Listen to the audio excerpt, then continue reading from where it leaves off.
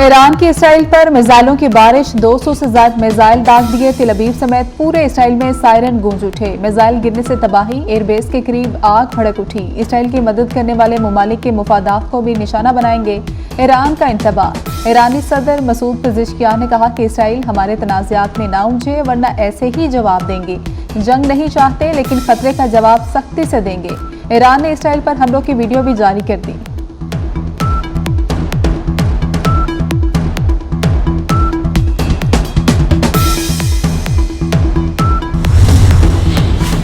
Iran ने Israeli हुकूमत की जारियत का फैसला कुन जवाब दिया। ईरानी सुप्रीम लीडर आयतुल्लाह खामनाई ने कहा कि ईरान ताकत का दूसरा नाम है। इसराइल तसादुम से गुरेज करे, अगला हमला इससे भी ज्यादा तकलीफदेह होगा।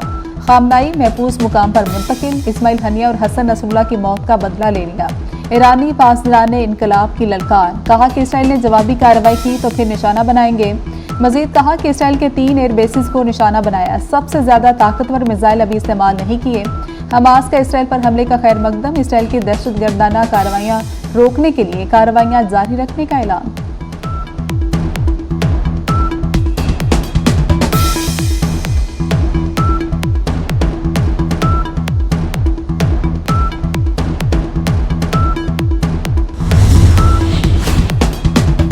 ईरान ने बड़ी गलती की, वो कीमत चुकाएगा। इसराइली वज़ीर-ए-आज़म नेतन्याहू ने कहा कि ईरान को हमारे हौसले और अज़्म का इल्म नहीं। तर्जुमान इसराइली फौज ने कहा ईरान मशरिक़ वस्ता को कशीदगी की तरफ धकेल रहा है। दिफाई निज़ाम ने ईरानी मिसाइलों को रोकने के लिए मौसर काम किया।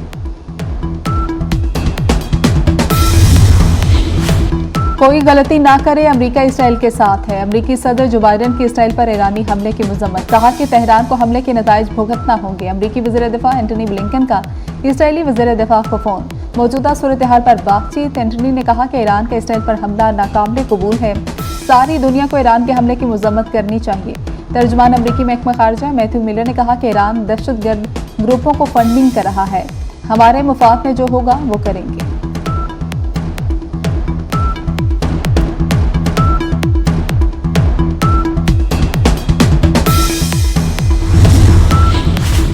इसराइली इलाकों में मौजूद मुजामती ग्रुप बी इन एक्शन। हीफा और तेल अवीव में कई मुकामात पर फायरिंग, 14 इसराइली हलाक। इसराइल, इराक और उर्दन ने अपनी फजाई हदूद बंद कर दी।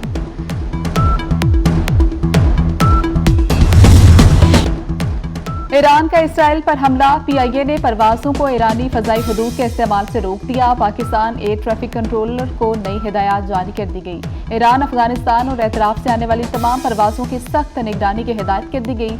फजाई हदूद के करीब होने वाली हर किस्म की नकलो हरकत पर नजर रखी जाए।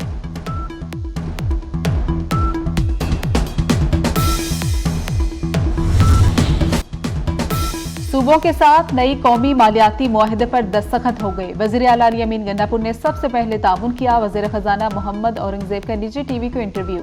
कहा कि सूबे अपने रेवेन्यू में इजाफा करेंगे, यकसा ज़र इनकम टैक्स नाफिज करेंगे। गंदम और गन्ने की इमदादी कीमतें मरहलावार खत्म की जाएंगी। कोई मिनी बजट नहीं आएगा। नवंबर में पॉलिसी रेट मजीद नीचे आएगा। पाकिस्तानी रुपया मजीद मुस्तहकम होगा। नॉन फायरस गाड़ियां और प्रॉपर्टी नहीं खरीद सकेंगे।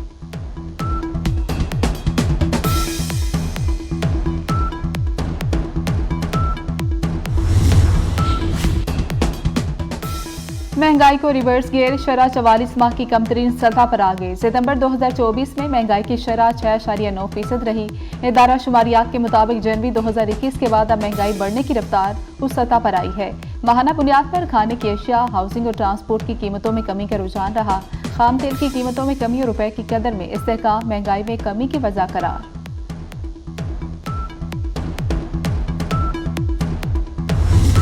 आईनी अदालत में जस्टिस फाइज बैठे या जस्टिस मंसूर, कोई मसला नहीं। दोनों जज मेरे लिए सबसे मोहतरम है। चेयरमैन पीपल्स पार्टी बिलावल भुट्टो का दो टोक मौक़िफ़। कहते हैं आईनी तरमीम की जदोजहद मौजूदा चीफ जस्टिस के लिए नहीं है, मेरा नहीं। आपका एजेंडा किसी खास शख्सियत के लिए हो सकता है। आईनी अदालत ना बनी तो नुकसान होता रहेगा। 30 साल की जदोजहद के बाद आईनी तरमीम का फैसला लिया। किसी का मुकद्दस गाय नहीं बनना चाहिए। इफ्तिखार चौधरी जैसे माइंडसेट ने अदालती निज़ाम को तबाह किया।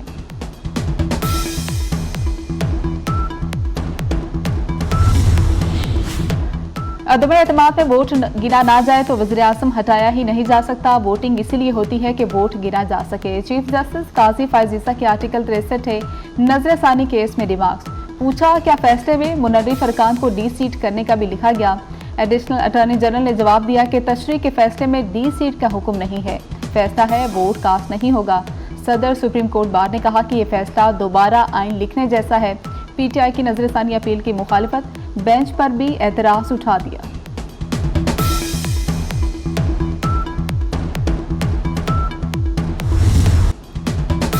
आर्टिकल 63 है कि तशरीह पर नजरसानी केस में बेंच तब्दील हो गया। जस्टिस मुनीब अख्तर के बजाय जस्टिस नईम अफगान बेंच में शामिल। चीफ जस्टिस फायज ईसा की ज़ेर सदारत कमेटी इजलास के मिनट्स जारी। जस्टिस मुनीब ने वजूहात के साथ अदम दस्तयाबी का इजहार किया। जस्टिस मंसूर अली शाह ने कमेटी इजलास में शिरकत नहीं की। जस्टिस मंसूर ने इस बेंच में बैठने से भी इनकार किया। जस्टिस मंसूर के इनकार के बाद जस्टिस नईम अफगान के अलावा कोई ऑप्शन नहीं था।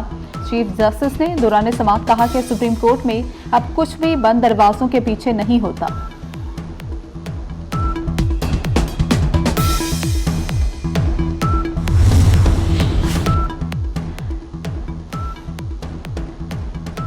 जमात इस्लामी के वफ़द की पीटीआई क़यादत से मुलाकात, मुजवज़ा आईनी तरमीम समेत मुख्तलिफ उमूर पर बातचीत। बैरिस्टर गौहर ने कहा कि कोई तरमीम रात के अंधेरे में नहीं होनी चाहिए, आज़ाद अदलिया के लिए कोशिश जारी रखेंगे।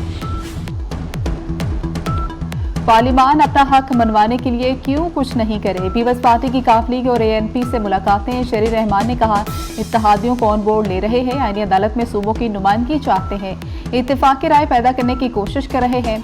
चोर दरवाजे से बिल लाना हमारा वतीरा नहीं। वज़ीर दाखिला मोहसिन नकवी की मौलाना फजलुर रहमान से उनकी रिहाइश गाह पर मुलाकात। मोहसिन नकवी ने मौलाना को बिला मुकाबला अमीर मुंतखब होने पर मुबारकबाद दी, नेक ख्वाहिशात का इजहार किया। वज़ीर दाखिला ने कहा कि पार्लिमान की बालादस्ती और जमहूरी इक़दार के फ़रोग़ के लिए मौलाना का किरदार काबिल तहसीन है।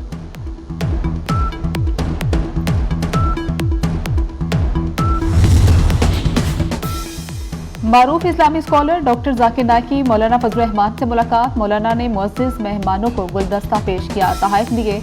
डॉक्टर जाकिर नाइक ने फजलुर रहमान की इमामत में नमाज मगरिब अदा की, कहा कि आपसे मुलाकात की ख्वाहिश पूरी हो गई। डॉक्टर जाकिर नाइक स्पीकर अयाज सादिक से भी मुलाकात। उम्मत मुसलमान को दरपेश चैलेंजेस और बैनुल मुज़ाहिब हमांगी पर गुफ्तगू। डॉक्टर नाइक ने इत्तेहाद बैनुल मुस्लिमीन के लिए पाकिस्तान के किरदार को सराहा।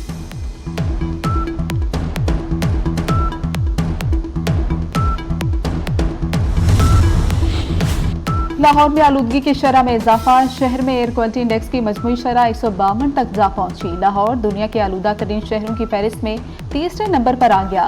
पाकिस्तान के आलूदा तरीन शहरों में पहला नंबर। रवा हफ्ते बारिश का कोई इम्कान नहीं।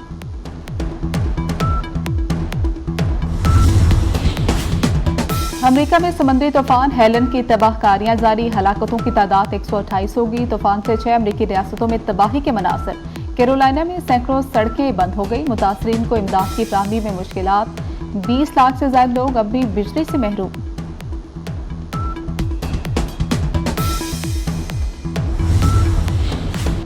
पाक इंग्लैंड टेस्ट सीरीज कौमी टीम आज से सीरीज की तैयारी शुरू करेगी। मेहमान टीम आज मुल्तान पहुंचेगी।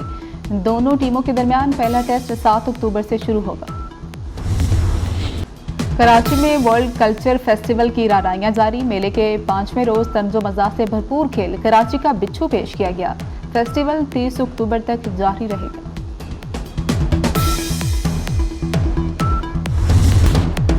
और ईरान का इसराइल पर हमला, अक़वाम मुत्तहिदा की सलामती काउंसिल का हंगामी इजलास तलब। सेक्रेटरी जनरल अक़वाम मुत्तहिदा का मशरिक़ वस्ता की सूरत हाल पर इजहार तशवीश। एंटोनियो गुतेरेस ने कहा कि मशरिक़ वस्ता में जंगबंदी के लिए कोशिशें की जाएं, अमन के क़याम की ज़रूरत पर जोर।